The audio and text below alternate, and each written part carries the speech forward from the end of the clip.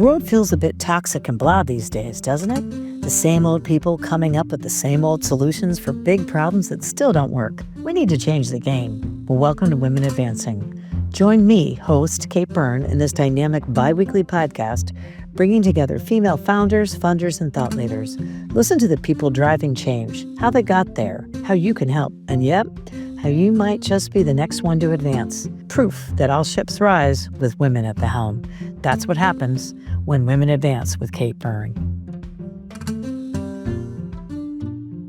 Hey everybody, it's Kate Byrne, your host for Women Advancing. I know people are starting to get ready for summer, and then that gets everybody freaked out about, oh, I don't look great in a bathing suit. Maybe I'm just sharing some of my own challenges that I have. But what's the key to our future wasn't just about what we eat, but why we eat it. And are we even thinking about what we're eating? Well, in this next episode of Women Advancing, I sit down with Petties, who's the author, speaker, and the ultimate food story whisperer, if you will. Her book is called Leaving Large. And this was something that Michelle tackled after a very successful corporate career, beating sales targets and such. And at the age of 60, she thought, hold up, I am achieving so many things in other areas of my life, but I just don't feel good. I don't feel healthy. Enter Leaving Large. But Michelle does so much more than just help people manage weight and lose weight. She actually helps them lose the lies they've been told. And they continue to tell themselves about food, hunger, and really important, worth. Her book, Leaving Large, it's not at all a diet plan.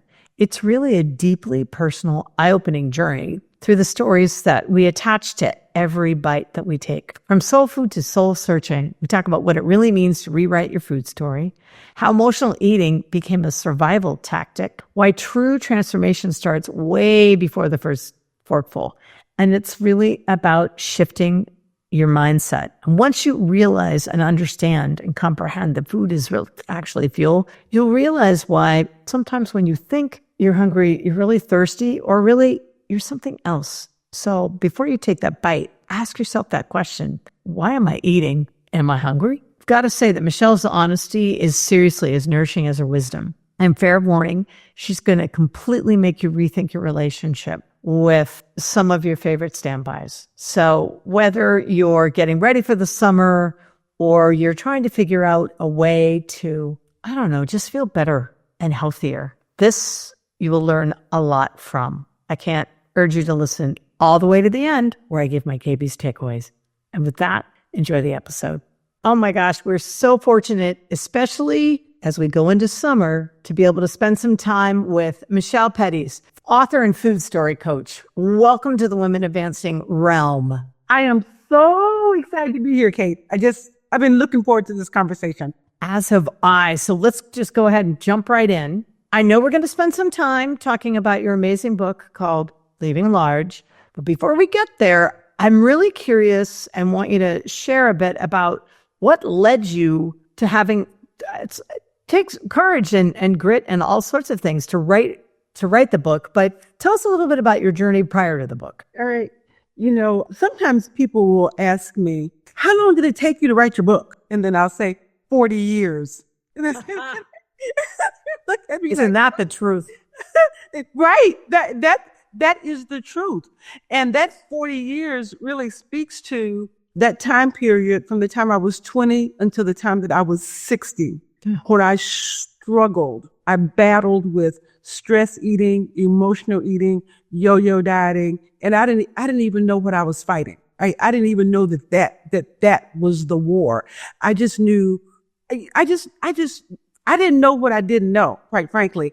I was in this place where I feel like, I am climbing the corporate ladder. There ain't nobody in this job that can do this work better than I can, right? I'm a seller, right? Any quota, like busting it out, right? Ain't nobody working harder, ain't nobody, but this weight thing, I don't understand how I can be successful in my career and be a failure, not just feel like a failure, but be a failure when it comes to managing my weight. What is it? And so what happened for me for all that time, and now I look back on it, sometimes, can I get really sad? Yeah. Because I think as bad of an ass as I thought I was when I was working, right? Before I could do any of that, before I could show up in my career, every morning I had to battle through all these doubts and thoughts about my weight and my body, not necessarily because of the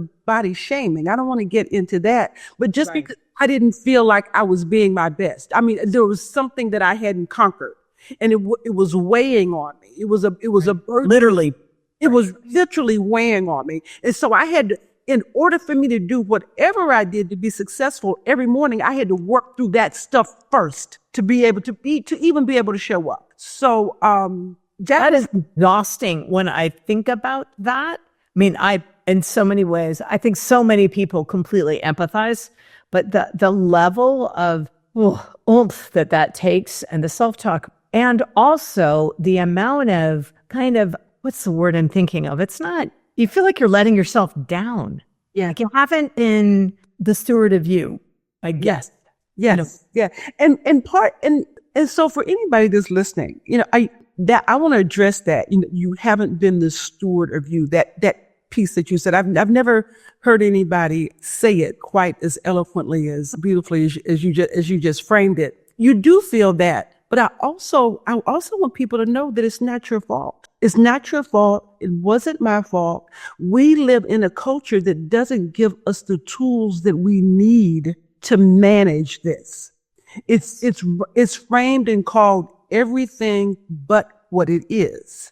Right. And so for anybody that says and admits and knows I'm an emotional eater, good. I mean, it's a good thing that you know. But yeah. But so many of us are like I didn't even know I was one. I didn't, when my doctor said to me, Michelle, it's stress, right? It is stress, and stress will kill you. I was like, what do you mean it's stress? I love my job. It didn't. I'm doing really well, and I'm beating all the quotas, and I'm all the things. Right. It didn't even occur to me that I had a stressful job. How could a job that I love be stressful? And not only that, that was the only place where I felt secure, where I could perform, because I certainly couldn't do it when it came to managing my weight. And so I was leaning into doing the thing that was really causing my health to go into decline. I had this realization, Kate, it wasn't really what I wanted. What I thought I wanted was to be able to go into Ann Taylor and buy something off the mannequin and wear it. What I thought I wanted was to be able to go into White House Black Market and wear that thing, right? That was the goal, right? That I want to do that. I want to show up looking like that. And even though I got to the point where I could, after I wrote my book, after I, kind of figured this out, right? But I also figured out was that wasn't the goal. What the goal was not even my health, but my life. That this isn't what it's framed as. This is, how do you eat to protect your life? How do you to save your life? How do you eat to thrive? How do you go beyond all the really lies pushed upon us about what food is and what it can actually do, so that we can show up like we're supposed to show up? So, question for you, and really spot on all of that. So let's talk about some of those lies and stories, because obviously those are what weigh so much upon us, both figuratively, and pun intended, for sure. So what was the first moment you realized that your relationship with food wasn't just about hunger? It was when you were talking with your doctor, right? No, it was, I didn't, even when I was talking to my doctor, I didn't get it right away. It took a little while. It took a little while for it to set in. Okay. But here, I want to talk about the big lie. Yes. That's what I was going to ask. What were the stories you told about food when you were growing up or whatever, and how did you end up believing it? I want to go do the big lie, and then we can go into the tributaries, right? Okay. I want to do the thing that has most people stuck, and what I want people to understand. When I am coaching people, when I am talking to people, most people will say, I'm an emotional eater. I'm an emotional eater. I eat when I'm stressed. I eat when I'm lonely. I eat when I'm bored. And maybe when I'm sad, and a few other things, maybe five or six things. Lonely, bored, sad, something else. I've done the research. 75% of people admit that they are emotional eaters, right? No, they know that that is the problem. They say that that is the problem. That's 75% of people. Well, the reality is the other 25% are too. They just don't know it. Everybody eats emotionally. Right. And the reason that everybody eats emotionally is because eating is a behavior. Eating is an action. And every action, every behavior is driven by an emotion. And we have complete ability to manage emotions because emotions are built on thoughts and beliefs. We come to this world believing nothing. We come to this world thinking nothing. So that means everything that we think and believe is something that has been poured into us. That means that we can pour in different things so that we can believe different things, new thoughts, new beliefs, and then have different emotions as a result of it. That's on that side. But even if we don't deal with the 25% of people that don't admit that they're emotional eaters or even know it, we just deal with the 75% that say, I'm an emotional eater and that's a problem for me. Just 75%. Right. What that means is I am looking to food to solve an emotional problem. And I know it. But here's what we don't hear in this kind of direct language. We don't hear that the only problem that food solves is hunger. The only problem that food solves is hunger. We don't hear that over and over and over and over again. The only problem food solves is hunger. The only problem food solves is hunger. Its only purpose is nutrition and nourishment. Nutrition, nourishment, and energy. That is, food can do one thing and one thing only. But what we get is we get all the programs over here. We get the pills, we get the keto, we get the Atkins, we get the Weight Watchers, we get the Mediterranean, we get all of that. We get all the programs that deal with behavior. But we just know the research tells us that 75% of people say the behavior is not the problem. They say that thinking is the problem. They say that belief is the problem. So we got 75% of people saying it is my thinking, my belief, my emotions that are my problem, but the solutions that people are presented with all address behavior, all address food, all address a program, all address a pill, all address a diet. And these solutions will never solve that problem. Because they address the outcome, not the origin, not the source. Exactly. But people are continually pushed to these solutions that will never solve the problem. And so as a result, people feel like it's their fault, that they're a failure, that they don't have any willpower, they don't have any self-control, that they don't have any self-discipline. And the problem is that the solutions don't fit what the real problem is. And that then causes stress, which then causes more eating, which then gets that little flywheel going. Right. And here's the other thing. They know it. Yeah, that's probably the most frustrating of all, right?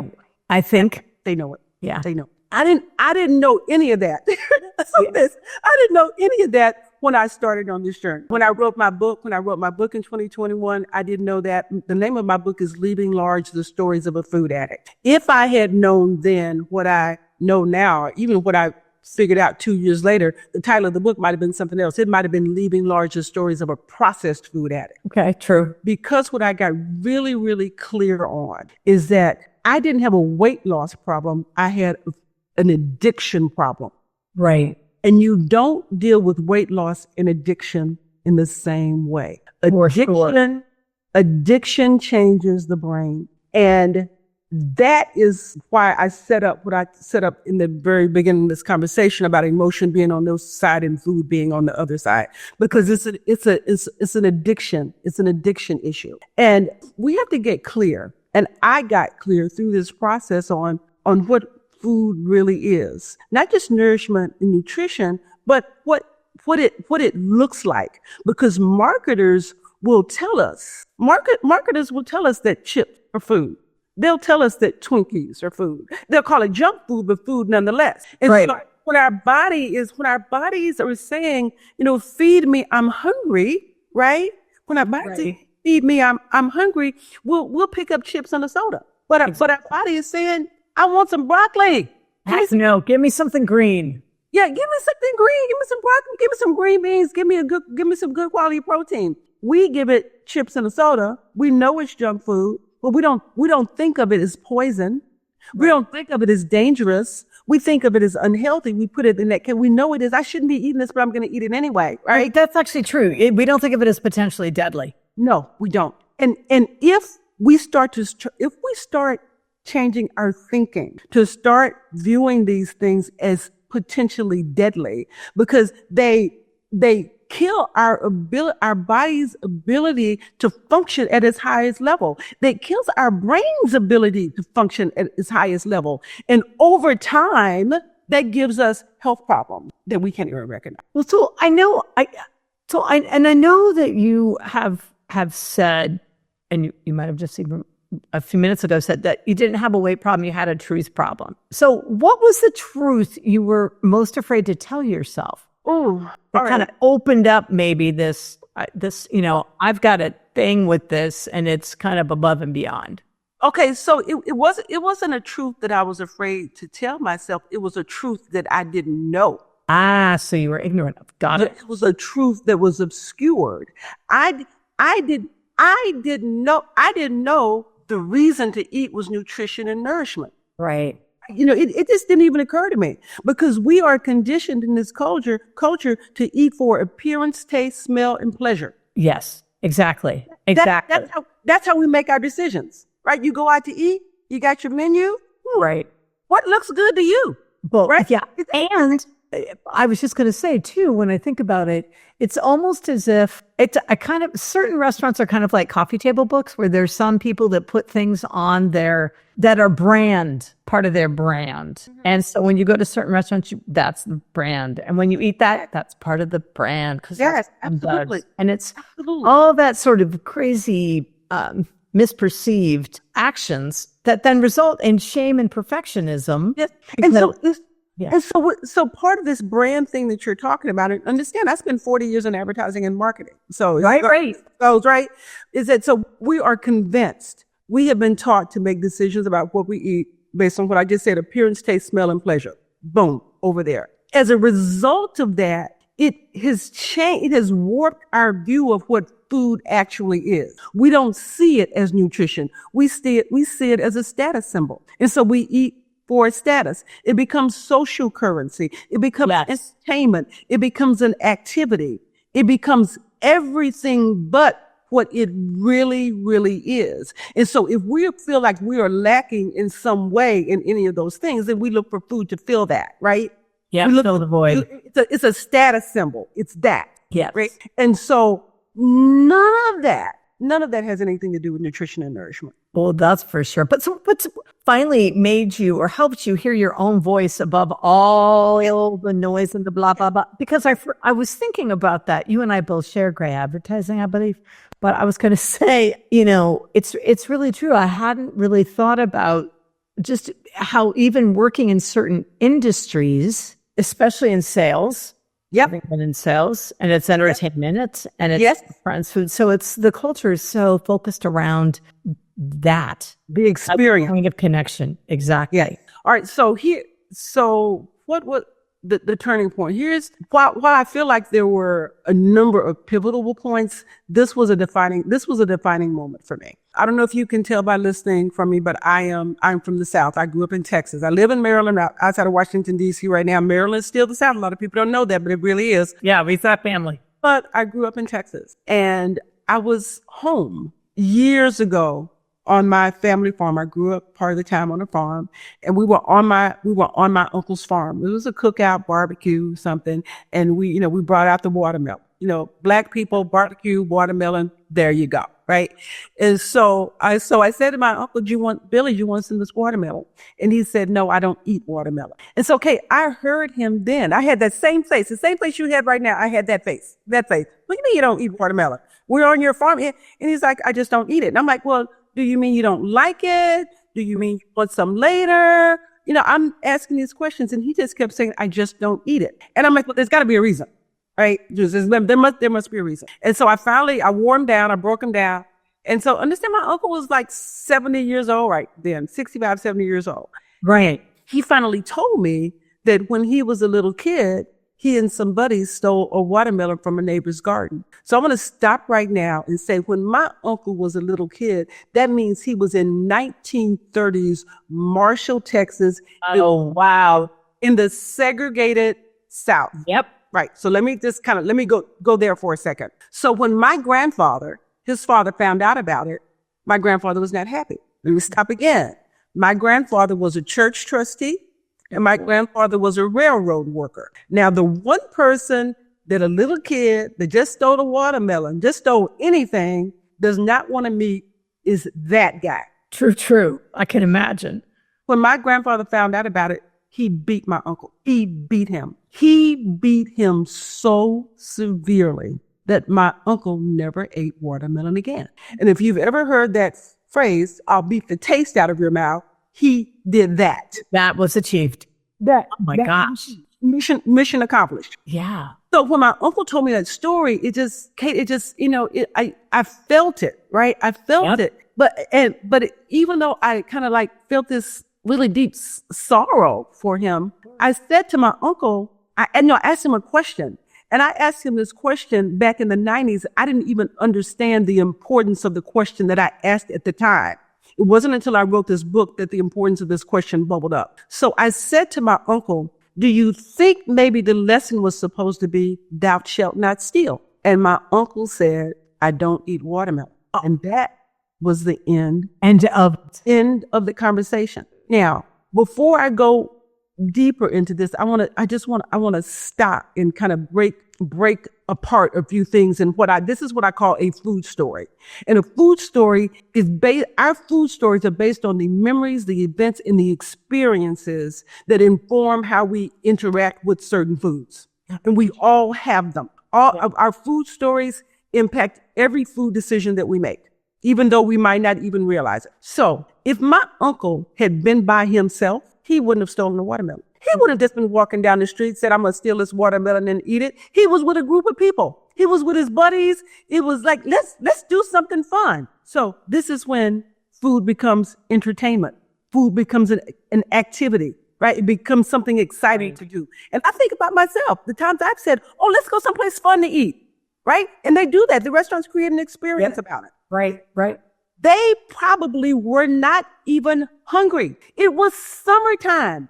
They were probably hot. They probably just wanted some water. How many times have we eaten when we were actually thirsty, but we didn't know it? This, my mother told me so often that I know that is true. And I actually catch myself. That's such a true statement. You often ask yourself first, wait.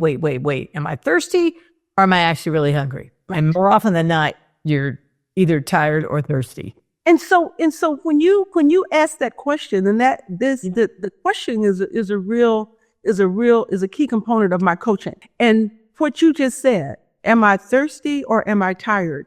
When you ask the questions, when you're willing to sit with the question and then solve the answer, then the desire to eat goes away. So if we got these 75% of people that say that they are emotional eaters, right? If they are willing to delve into the emotion, figure out what the emotion is, answer the emotion, right? Then the desire to eat will go away. But we aren't taught how to do that. Right. So my uncle, let's steal a watermelon. Now it becomes like a group activity. Like how many times have you? I know I've been at home many times. I've been at home minding my own business, reading a book, maybe not reading a book, watching TV. I'm full, not even thinking about food. Somebody calls me and says, girl, we're going out to eat. You want to go? Yeah, girl, where are we going? Right? And not even. Yes. Heck yeah. Or I want some popcorn, or let's get some chips. We deserve it. That's another one.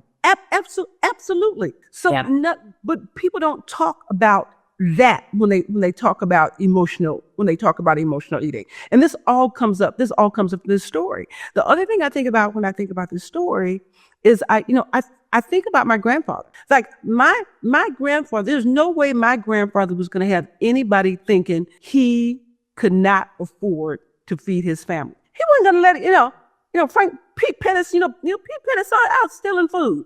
He worked too hard. Right? My grandmother didn't even work. My grandfather made sure of that, right? So, right. I mean, right. They didn't call her a stay-at-home mom back in the 1930s, but she was.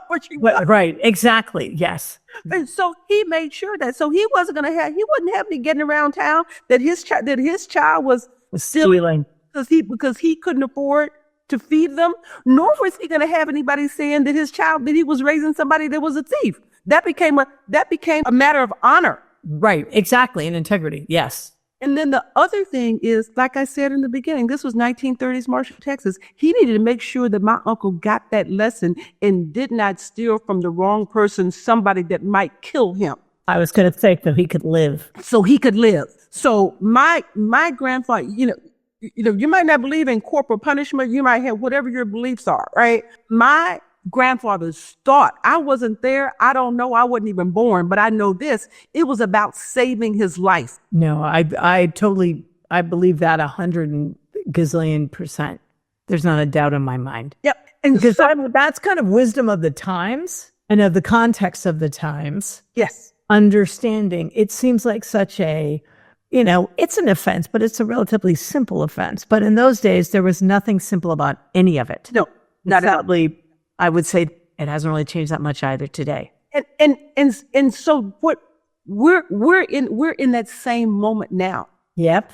We're in that same moment now with respect to what we eat, because what we eat is going to heal us or it is going to hurt us. There is no neutral territory. What we eat is going to kill us or it is going to cure us. So it is not neutral. It is about saving our lives. I hear you on this, and I've got a question for you, because it's not only the food, the sugar of the food, the chemicals in the food, but now we've got all this plastic in the food. So there's so many unseen factors. So it goes beyond, and I just want everyone to understand, it's not just about, you're partially, yes, you're hypoglycemic or whatever, but it's so much more beyond sugar and sodium. It's literally about plastic that's rained from the sky and the soil, all of the things and the hormones that are causing all of that. Yes. Right. Exactly.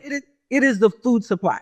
True. So what are some ways that people can, and I guess sort of, playing on the word feeding, way that people can feed themselves differently? Yeah.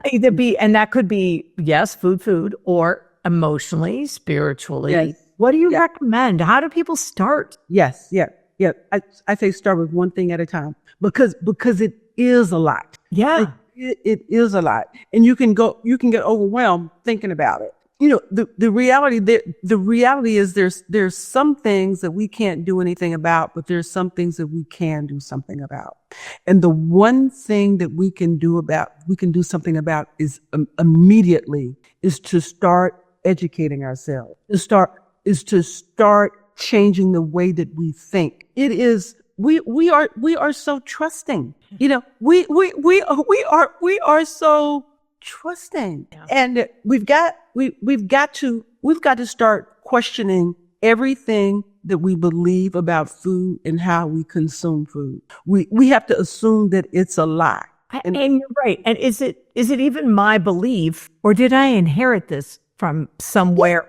It could be from an ad or from a friend or from a family member. They got it from the marketers and the advertisers. Yeah. So what we know, most of what we know about food and what we eat and why we eat it and when we eat it and how we eat it and the mountain and whatnot, come from the people that are selling it, come from the marketers, right? It comes from them. I remember a time. I'm old enough to remember a time when you would buy a bag of chips and the bag of chips would be one serving, and it would say a serving is an ounce and a serving is 150 calories, right?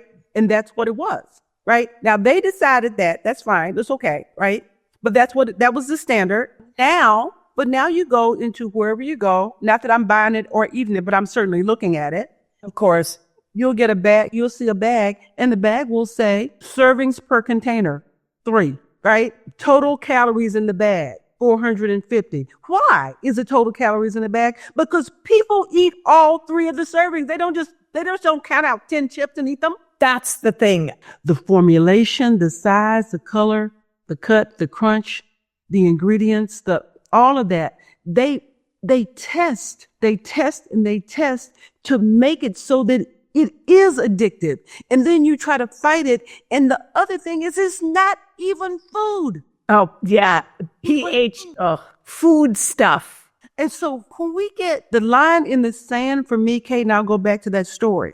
So when that story bubbled up for me, right? And I was like, oh my God, my uncle didn't eat watermelon because the event was so traumatic. It was so hurtful. It was so painful that he couldn't separate the event from the food. That's why he didn't eat the food. I said the opposite is the opposite is what's true for me. It's when stuff is so pleasurable, so good, I associate it with these times, the experiences. I don't really want the food. I want what the food represents. Right. You want that feeling that it brings back, that context. It's akin to when you hear a song. Yes, exactly. Yes, exactly. You want the experience, you want the feeling, you want the association that the food reminds you of. And that's not just me, that's for everybody. Yeah. And so when that became clear to me, I needed to separate the food from the feeling. When it became clear to me that the neuroscientists know that, the neuromarketers know that, so they are constantly creating experiences around food that people can identify with, that people want to lean into and make the food represent that. And that's why you can eat something that tastes like crap. Right? That's why you can eat stuff that's not nutritious. That's why you can eat stuff that will kill you eventually, because the picture of the experience is so powerful. And that's why when everyone, of course, also now has the Wheaties box cover, right? You have influencers who are now, oh, well, so-and-so eats blah, blah, blah. But the truth is they may, but they're also working. I mean, especially if it's a professional athlete, they're not eating it. They're not eating it. And they're also working out crazy, but more often than not, they're not. They're getting paid to eat it. And they're not eating a full serving, thank you. One chip, friend. Not all 19. And, right? and I got to tell you something. Like I do something, Kate, called the Mind Over Meals retreat, right? And it's an 8-day online retreat where I tell people the truth about why they eat what they eat. And I have one coming up. I'm not sure exactly when I'm going to do it, but I have one coming up on advertising. And I saw this picture. I spend a lot of time in airports, right? Yes. I saw this picture of somebody in an airport. It was like just a cute model girl with a hamburger and the French fries, right? And the burger was just up to her mouth. It wasn't even, she hadn't even bitten into it. She wasn't going to bite into it. It was just up to her mouth and she was smiling. And you're like, oh my gosh. I will never forget one of my first jobs in advertising was I had to go to a food shoot, which is a whole other thing for anyone who's ever gone to then, where they design and they actually craft and swirl the whipped cream, which is really just whipped Crisco, to a certain angle. The cherry, it makes a difference if the stem is to the right or to the left. There's such a science behind all of it. And you're absolutely right. It's what sort of takes you away from where you are to where you think you potentially want to be. Yep. So what's one healthy habit that isn't actually healthy? Speaking of tales we've been told. Oh, how about drinking water with your meal? Okay. To unpack that one a little bit. Okay. Yeah. All right. This is one reason why I say we need to question everything. All right. So why do people drink water with their meal? People are told, drink the water with your meal. If you drink it before, it'll fill you up and you won't eat as much. But with your meal, not before, with your meal. Oh, with your meal. Wash the food down. Wash the food down. Think about that, everyone. It just gave you the answer right there so you can have a little more. And it means you're not chewing it. Right. And it means it goes down more quickly. And if it goes down more quickly because you're not chewing it as much, that means it's taking it longer for your brain to register that you are full. So if you don't have water and you chew your food longer, that means you're going to eat more slowly, giving your brain enough time to understand that you are full. And here's the other thing is that our stomachs have something called digestive juices, which helps us digest the food. When we drink the water while we're eating, the water dilutes the digestive juices and your digestion is not as efficient. Wow. That's because I've been feeling so guilty that I haven't been having water at dinner. And so now I gotta have to measure that, I guess. Still keep but not everything. Whoa. I see, that's the kind of thing I love. So talk a little bit about the book. What will walk us through, like, what are some of the key things that you think will be the most helpful in terms of that make it different than all the other, right? What's its USP being an advertising person? So here's the thing. 40 years, I tried to lose weight and keep it off. I couldn't figure out what to do. I took, if they had the GLPs back in the 80s and the 90s when I was doing this, I would have taken them. I went to my first bariatric doctor, and I didn't even know what a bariatric doctor was in 1980. Right. I went on my first 500 calorie diet with medication. Then tried it over and over and always gained the weight back. When I went to the doctor this last time, and I did go to a doctor for this final round. But the thing that I did differently this time, I did a couple things differently. First of all, I prayed, and whether you're a praying person or not, right, you've got to get to this place where your mind is open to that you don't know or understand. And that was my prayer. Help me understand what I don't know about this. There is something that I'm missing because I have got to get off this hamster wheel. Yep. And so I let that set. I let that settle with me. And when the doctor gave me the plan, when she gave me the shots, Kate, I knew I would be able to do it because I had done it many times before. It wasn't an issue for me whether or not I would be able to stick to the plan and lose weight. The issue was I need to understand. I need to figure out. I need to be able to maintain this. Right. And so I took it and I went along. I was going along, losing weight. Everything's moving along fine. This question is still out there. And there came a time during the course of this journey where I wanted to eat. And I thought to myself, why do I want to eat right now? And then I was 60 years old. I had never asked myself that question. Why do I want to eat right now? And when I asked myself that question, that's when my uncle's story, what I call the watermelon story, that's when that bubbled up. After that story kind of came to my consciousness, I did something else. I went to Google and I looked up the definition of food. That's why I'm so deaf on it now. Wow. I had never looked up. It's something I had been doing. I had been eating for 60 years. I never looked up the definition of food.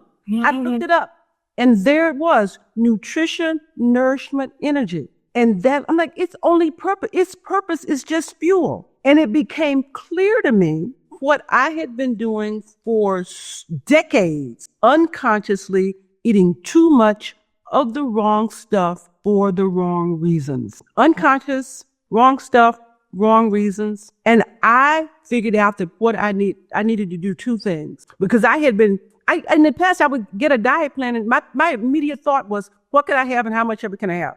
What and how much can I eat? Those are the two things. I never focused on the consciousness. I never focused on the reason. When I started working on the consciousness, getting aware, and the reasons, that 75% that we first talked about, everything shifted in my world. It completely shifted in my world. Being armed with that information, just those things. So it started to give me a blueprint to follow that led to my own empowerment around food that was beyond a particular diet or a particular program. Right? Transcended all of that. It transcended all of that. Because it started to deal with belief system. It started to deal with thinking. It started to deal with understanding. And when you fundamentally change what you think and believe about food, your body has to follow. When you change your thinking, that's why I don't say that's why I don't say relationship with food. That's why I don't say disordered eating, because it is a thinking problem. When we change our minds, when we change our beliefs, when we change our thinking, our bodies have to follow, and it is no longer a struggle. It is no longer a battle, and you don't have to worry about gaining the weight back because your thoughts are transformed. That's why once a baby, I don't have children, but I watch a bunch of babies. That's why we don't have adults crawling, because once you learn how to walk, you don't go back to crawling. Right. Because your thoughts about how you move in this world are completely different. Exactly. And you also, that understanding piece, you comprehend, which goes back to the beginning of our conversation of what the problem is and what an intelligent solution would be. And it would make it so obvious. Well, if it's really this, the last thing I got to do is do that, because that has nothing to do with this. Exactly. There's no relation, no correlation whatsoever. oh my gosh, and then it would be forever in it. And then you couple that with asking yourself the question, why am I eating right now? Right? Whoa, what am I doing? And it goes back to being conscious and really being present where you are, not in necessarily a juju way. Not that that's bad either, but just here, understanding what you're doing with intentionality. And so Katie, Katie, I have this framework that I use. It's called brand new, because you have the brand new thinking to manage, food with a level of mastery and skill that is brand new. And that, what we're talking about with the questions is the E in brand new, which is evaluate, ask, and think. So if anybody is listening to me, who's ever listening to me right now, if you don't get anything away from this conversation, write this down, because it is evaluate, ask, and think. It's EAT. That's the acronym. Yeah. We have got to question everything we put in our mouth. I still do. I do it to this day. Before I put anything in my mouth, I have a series of questions that I ask. First of all, is it really food? Is it really food? Is it safe? How do I know it's safe? Because there's plenty of stuff they sell in restaurants. There's plenty of stuff they sell in grocery stores. No shade on Whole Foods, but there's plenty of stuff in there that will kill you. Is it safe? Why do I think it's safe? Do I trust the source? Am I hungry or am I something else? Not just am I bored, lonely, tired, or sad? Or, am I frustrated? Yeah. How about that? Right? Yeah. Am I feeling jealous that somebody's eating something that tastes better than mine? How about that? That is such a true thing. Am I curious? Am I curious about what something tastes like? Am I afraid that I'm missing out on something? Yeah, not having this. Interesting. So there are at least 52 other emotions that I teach people how to identify that are attached to food that we never even hear about. Right? So am I hungry or am I something else? If this food will not give me not just the body I say I want, but the life, the health, if it's not going to give me that, why am I eating it? Exactly. But first we have to figure out what kind of body, life, and health we want. A lot of people don't even know what that is. A lot of people don't even think they deserve that. They've never seen it. They've never felt it. We have been unhealthy for so long, we don't even know what it looks or feels like. We don't. We have been duped. And when you're in the darkness, sometimes you don't even know you're in the darkness until you just get a little glimmer of light and you're on the other side and you're like, oh my God, is that what it looks like? So those questions, it sounds like a lot, but after you practice, you can go through them all in about 2 seconds. Okay. And what those questions do is they empower you in a moment to make a different choice. They empower you to make decisions that are rooted in nutrition and serving your body and your mind on a higher level, rather than in a place that is from a space of addiction. So, wow. So I want to make sure if people want to go and want to take a look at your retreat and hopefully participate, and if not in this one, in future ones, how best do they get in contact with you? Your website? My website is michellepettis.com. My book is Leaving Large, The Stories of a Food Addict. If you just go to leavinglarge.com, put in your information, I'll send you a free chapter. When you get that free chapter, that now gets you on my mailing list, which will tell you about all of my upcoming retreats and other workshops that I do. And then you can also get the book too, Amazon, I'm assuming. You can get it from Amazon. You can get it from Amazon. You can get it anywhere. You can get it directly from me. If you get it directly from me, then I will sign it. And send it to you. If you reach out to me on my social media, is I Am Brand New Now. You can reach out to me on my website if you're interested in having me conduct a workshop. I do what I call healing through reading, writing, and storytelling, because that is the secret sauce to retraining and reclaiming your brain. When I teach you visualization, the affirmations, the meditation, the prescriptive writing, which is writing for healing, because this addiction and obesity issue that we're dealing with, it is actually disease. Yeah. It's a disease, and we can heal from it. And we can heal from it through those 4 things that allow us to reclaim our brains so we can make decisions that serve us on a higher level, keep us armed up against this toxic not just this toxic food environment, but this toxic emotional environment that we have not over time been given the tools to manage. True.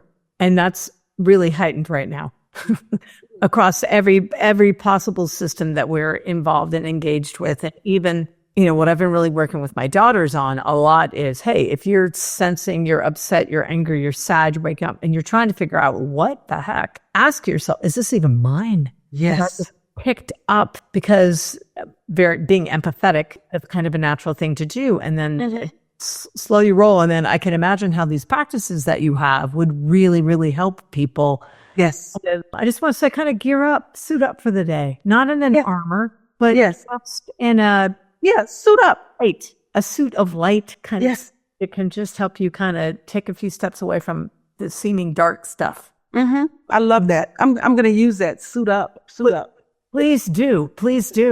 Well, oh my gosh, Michelle, thank you on behalf of all the Women Advancing listeners here, listeners that will be picking it up, and for all the ripples effect that's going to make. Thank you for everything that you're doing to heal everybody and help us all learn how to, forgive ourselves for some of and perhaps some of the others who have, had us think some of these thoughts and aren't necessarily even ours. Yes. Thank you so much. Just thank you, Kate, so much for this conversation, right? Holding space for this, for this platform, because we need it. We need it for sure. Thank you. Wow. Talk about food for thought. Ha! But a bunch. Sorry. Very bad. But Michelle Petties, a lot of wisdom there. And there's so many different directions I could take this, but to me, the three key takeaways were this notion of food stories and how we can kind of get a little bit lost in a reverie.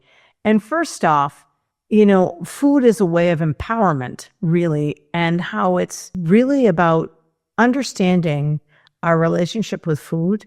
It's an extraordinary opener to empowerment. And I'm not talking about getting control, not talking about any of that. It's just really understanding the emotions and the triggers at the very core of when we find ourselves sort of running away or getting lost by eating and also by non-eating. That Michelle shared this notion of, questions to ask. And her framework is really, the acronym is EAT. It's evaluate, ask, and then think about why you're doing these things and what you can be doing. And then the third was this, some of these things, beliefs, myths that we think are healthy practices actually aren't necessarily. One of them being, which blew my mind, drinking water along with your meal. If you drink it before, great, that's probably the best time to do it because it does help fill you up. But if you're doing it with your meal, you're ending up diluting your digestive juices that are in your stomach that break down the food, which means you're also more likely to eat whole bites, which slows down your brain saying, whoa, we're full, which of course would stop you from eating as much. So I think in so many ways it's a disservice to think that this is all just about how do I get thin and all that, but it's how do I really step into my power? How do I really become a better steward for myself and support myself? And by doing so, how can I get to where I want to get to? So with that, thanks so much for listening in and look forward to the next time we get together.